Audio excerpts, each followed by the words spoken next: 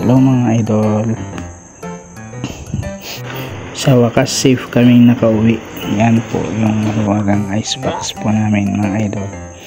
Malalaman nyo po mamaya kung bakit may wagang icebox.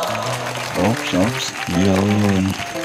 Kaya may wagang icebox po kasi kung wala yan ay nako, sira lahat ng paninda natin ay mga idol. Kaya ang laking tulong nito sa amin mga idol.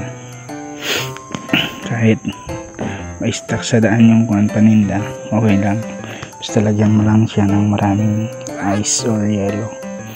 Safe na safe yung paninda natin ng karne ng manok at saka hotdog guys. Yun. Kahit late na kami nakauwi, tignan nyo naman, nakakatakam ang ulam natin guys. Nako, napaparami ata tayo ng kain nito. Basta nagre-reduce na nga tayo kasi gusto ko ulit pumayat, kasi dati po akong payat mga idol, pero pag ganito ay nako. Pero kontrolin natin guys para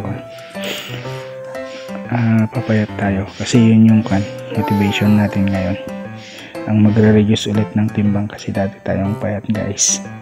Payat na payat kasi ako nung bata pa ako, hanggang nung college.